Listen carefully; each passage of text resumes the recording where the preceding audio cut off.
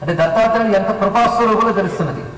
8 రోజులు విన్నాడు, 9 రోజులు కనబడటం కాదు, మొదటి రోజు ఆయన కనబడి వినబడతాడు. అది ఇప్పుడు మనం వింటూ ఆయన చూద్దాం. దత్తాత్రేయ సాక్షాత్కార వైభవాన్ని ప్రథమ అధ్యాయంలోనే వర్ణిస్తున్నారు. ఇక్కడ ఒకప్పుడు నైమిషేయ మహర్షయ, నైమిషారణ్యంలో మహర్షులు అందరూ కూడా ఒక మహాసత్రయాగాన్ని చేస్తున్నారు. ఆ సత్రయాగంలో వారు వివిధమైనటువంటి క్రతువుల్ని, వేదం చెప్పిన క్రతువులను ఆచరిస్తున్నారు. వాళ్ళందరూ నిష్కాములు, బ్రహ్మనిష్ఠులు. అయినా యజ్ఞయాగాలు ఎందుకు చేస్తున్నారయ్యా? మనం యజ్ఞయాగాలు చేసామంటే వ్యక్తి స్వార్థము, సమూహ స్వార్థము ఉంటుంది. అటువంటి వారు ఎందుకు చేస్తున్నారంటే సమస్త విశ్వ కళ్యాణం కోసమై అటువంటి వారు క్రతువుల్ని ఈశ్వరాజ్ఞ చేత చేస్తూ ఉంటారు. అలా వివిధములైనటువంటి క్రతువుల్ని చేస్తున్నారు. వారి గురించి ఒకటే మాట చెప్తున్నది ఈ గ్రంథం, గురవో నృణాం అన్నారు. అంటే సర్వమానవులకు గురువులైనటువంటి నైమిషేయ మహర్షులు అన్నారు. అంటే మనందరికీ గురువులు నైమిషేయ మహర్షులు. అంటే వారే వివిధములైనటువంటి జ్ఞానములను ప్రశ్నించి సూతుల ద్వారా తెలుసుకుని, వాళ్ళకి తెలిసినదే అయినప్పటికీ మహాత్ముల చర్చ ద్వారా విని ఆనందిస్తూ మనకు అందించినటువంటి వారు కనుక వారు రుణాం గురవ మాట్లాడారు. సర్వమానవానికి గురువులైనటువంటి మహర్షులు వారు. వీరిని ప్రతిరోజు ప్రాతకాలను స్మరించవలసినది. వారు అంతవరకు క్రతువులు చేసి తర్వాత మరొక క్రతువు చేయడానికై తగిన కాలం గురించి ఆలోచన చేస్తూ ధ్యానం చేసేట వాళ్ళు ఎప్పుడు ధ్యానమగ్నంలో ఉంటారు. ఎవరిని ధ్యానం చేస్తున్నారంటే దధ్యుహు ఏకాగ్ర మనసః వాసుదేవ పదాంబుజం, వాసుదేవుని పాదపద్మాన్ని ఒక్కసారిగా ధ్యానం చేసుకున్నారు. ఏకాగ్ర చిత్తంతో ధ్యానం చేస్తూ ఉంటే వాళ్ళకి బాహ్య విస్మృతి ఏర్పడింది. అంటే బయట ఏమి జరుగుతుందో తెలియనంత మైమరపు స్థితికి వెళ్ళారు వారు. ఆ పారవస్య స్థితిలో స్థానముల వలె నిశ్చలంగా ఉన్నారు వారందరూ. కొంతసేపటి వారికి ధ్యానయోగా అలా సాగుతూ తమని తాము మరిచినటువంటి సమాధి స్థితిలో ఉండగా ఒక చక్కని చల్లని వాయువులు వీచేయన్నారు. భవౌ వాయు సుఖస్పర్శ పుణ్య గంధవహో లఘు. చక్కని చల్లని వాయువులు మంచి పరిమళాలతో వీస్తూ ఉన్నాయి. వారు ఆ ధ్యానంలోనే అలా నిమగ్నమై ఉన్నారు.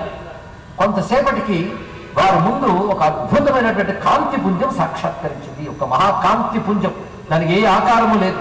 భాసయన్ అఖిలం విశ్వం ముష్టన్ అన్యమహాంసిచ. ఆ కాంతి ఎలాంటిదంటే ఆ కాంతి ముందు ఇంకే కాంతులు కనబడవండి. అంటే అన్ని కాంతులకు కాంతినిచ్చిన స్వప్రకాశం అని. అలాంటి మహాకాంతి అక్కడ ప్రకాశిస్తున్నది. ఆ కాంతి ఎలా ఉందని వర్ణించగలమంటే సహస్రరశ్మి సహస్రం ఉదితంక ఇవాభవత్. సహస్రరశ్మి అంటే సూర్యుడు, వేల కొలది సూర్యులు ఒకేసారి ఉదయించారా అన్నంత జాజ్వల్యమానంగా ఉన్నది. అంతేకాకుండా పరమ శాంతంగా చల్లగా కూడా ఉన్నది. ఆకాశం అంతా అదే అన్నట్లుగా వ్యాపించిపోయినది. కానీ వీరు ధ్యాన నిష్ఠలో ఉన్నారు. ఆ సమయంలో మంగళకరమైన నాదములు కూడా వినబడ్డాయి. ఆ చోటంతా కూడా మంగళకరమైన నాదములు వ్యాపించాయి. ప్రతాడితాక్ష మహసా బభూవు సహసా నగాః ఇమీలాక్షీనితే పశ్చాత్ చింతయంతో హరిముహుది. హృదయంలో స్వామిని ధ్యానిస్తున్నటువంటి వారు ఒక్కసారి కళ్ళు తెరిచేట నాదం విని ఎదురుగా మహాజ్యోతి ఉన్నది. మహాజ్యోతి ఉన్నప్పటికీ తేరిపార చూడలేకపోయారు. వెంటనే కన్నును మూసుకున్నారు. భగవంతుడు కూడా తన యథాతథంగా గోచరిస్తే చూడలేవు. మరి కొంతమందికి ప్రత్యక్షమయ్యాడు అంటే వారు ఎలా చూడగలరో అలా ఒదిగి వస్తున్నాడే తప్ప ఆయన యథాస్వరూపాన్ని చూడగలమా? చూడడానికి ఒక రూపం అంటూ ఉంది ఆయన. నిజంగా ఆయన సాక్షాత్కరిస్తే కోటి సూర్య ప్రతీకాశం కోటి చంద్ర సుశీతలం అని వర్ణించినట్లుగా కనబడితే మన నేత్రాలు చూడలేవు. అంత తపస్సులైన వారు కూడా ఒక్కసారి కనులు తెరిచినప్పటికీ భరించలేక తేజస్సు యొక్క తీవ్రతని జాజ్వల్యమైన ప్రకాశాన్ని గోచరింపజేసుకోలేక వారు కనులు మూసుకుని ప్రార్థించారు. ఏమనంటే స్వామి బంగారు గని దొరికినప్పటికీ అది చేజిక్కించుకొని వాళ్ళు ఎలా దురదృష్టవంతులో నువ్వు ఎదురుగా ఉన్నావు తెలుస్తోంది కానీ నేను మేము అనుభవం తెచ్చుకోలేకపోతున్నా స్వామి, నువ్వు ఎవరు మాకు గోచరించు అని ప్రార్థించగానే ఒక ధ్వని వినబడింది వారికి. ఉన్మీలయత నేత్రాణి త్యనంతే నేరితా స్వయం. ఆ అనంతమైన తేజస్సు మీ కనులను తెరవండి అని చెప్పింది. వెంటనే వాళ్ళు కళ్ళు తెరిచి చూశారు. అప్పుడు వారి చూపులకు అనువుగా భగవద్ అనుగ్రహం ఎలా ప్రసరిస్తున్నదంటే ఒక మహాస్వరూపం గోచరించింది. ఈ స్వరూప వర్ణనే ఇందులో ఒక అధ్యాయం అంతా చేశారు. ఎలా గోచరించిందంటే ముందుగా దేవదేవం మహాత్మానం పరమానంద విగ్రహం విశ్వరూపం మహాభావం విచిత్రామనవర్చసం. విశ్వరూపం అంటే సమస్తము తానైనటువంటి ఒక రూపం, దేవతలకు కూడా ప్రకాశించేటువంటి పరమానంద స్వరూపము గోచరించింది. అది ఎలా ఉన్నదంటే తేజో మండల మధ్యస్థం, ఆ మొత్తం ఉన్న తేజస్సుకు మధ్యంలో అది గోచరిస్తున్నది. అది త్రివర్ణం, త్రియుగం, త్రియంశం, త్రిగుణేశం, త్రయీమయం. అది త్రయీమయం అంటే 3 వేదముల స్వరూపమై 3 వర్ణములతో గోచరిస్తున్నది. ఆది మధ్యాంతర్హితమైనటువంటి ఆ స్వరూపాన్ని చూస్తూ ఉండగా మొదటిగా గోచరించిన స్వరూపం ఏమిటంటే రక్తచందన లిప్తాంగం. రక్తచందనాన్ని అలదుకొని హంసవాహనంపై కూర్చొని స్వరాలింగిత వామాంగం, స్వరాదేవి వామభాగంపై ఉండగా కూర్చున్న స్వరూపం గోచరిందట. స్వరాదేవి అంటే సరస్వతీదేవి అని అర్థం. స్వరముల తల్లి ఆ తల్లి, అక్షరాల తల్లి. ఆ సరస్వతీ సహితమైనటువంటి హంసవాహనారూఢమైన స్వరూపం గోచరించింది. ఆ స్వరూపం ఏమిటో ఇప్పుడు శ్రోతలే గ్రహించి ఉంటారు. కమండలించ విభ్రాణం పూర్ణం దివ్యాంబునా సదా.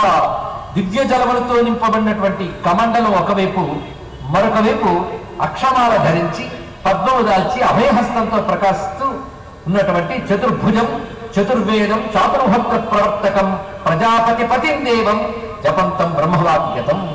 ప్రజాపతులకు కూడా పతి అయినటువంటి వాడు చతుర్భుజాలతో చతుర్వేద స్వరూపుడై చాతుర్భక్త రూపమైన యజ్ఞాన్ని ప్రవర్తింపజేసేవాడు గోచరించాడు.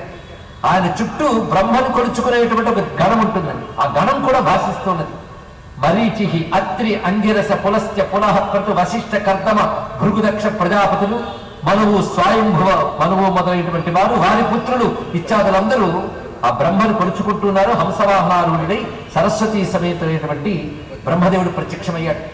అలా చూస్తూ ఉండగా మరొక చోట అంటే ఆ ప్రక్కనే మరొక స్వరూపం గోచరిస్తూ ఉన్నది. ఆ స్వరూపం ఎలా ఉన్నదంటే క్వచిత్ నారాయణం దేవం విశ్వాత్మానం పరాయణం శంఖచక్ర గదా పద్మశ్రీ ఆజుష్టం చతుర్భుజం. నారాయణుడు గోచరించాడు. అది కూడా శంఖచక్ర గదా పద్మములు ధరించి మహాలక్ష్మి సమేతుడై చతుర్భుజాలతో గోచరిస్తున్నాడు. సాంద్రనీలాంబుద శ్యామం, దత్తమైన మబ్బు వంటి ఛాయ కలిగినటువంటి వాడు, పీతాంబరధారి, శ్రీవత్స లాంఛనం ధరించినటువంటి వాడు, స్వర్ణ యజ్ఞోపవీతం ధరించి వనమాలతో అలంకరింపబడినటువంటి వాడు, వామభాగంపై మహాలక్ష్మి ప్రకాశిస్తున్నది. వివిధాభరణలతో ప్రకాశిస్తున్నటువంటి వైనతేయ సమారూఢం, గరుత్మంతును అధిరోహించినటువంటి శ్రీమన్నారాయణ యొక్క దివ్యస్వరూపం గోచరించింది. పద్మనాభం, పద్మకరం, పద్మముద్రాపదాంబుజం, పద్మపుత్ర విశాలాక్షం, పద్మాపద్మేక్షణార్చితం. పద్మాపద్మేక్షణార్చితం శ్లోకాలను సౌందర్యాలు చెప్తూ ఉంటే 9 రోజులు కూడా సరిపోదు. పద్మ అంటే మహాలక్ష్మి, ఆవిడ కళ్ళు కూడా పద్మాల వలె ఉన్నాయి. అలాంటి పద్మాల వంటి కళ్ళతో లక్ష్మీదేవి ఏం చేస్తుందంటే ఆయన పాదాలను చూస్తుంది. ఆ విధంగా పద్మాదేవి యొక్క పద్మముల వంటి నేత్రముల చేత పూజింపబడుతున్న పాద పద్మములు కల పద్మనాభుడి యొక్క దర్శనమైందయ్యా అన్నారు. ఆ విధంగా విష్ణువు సాక్షాత్కరించాడు.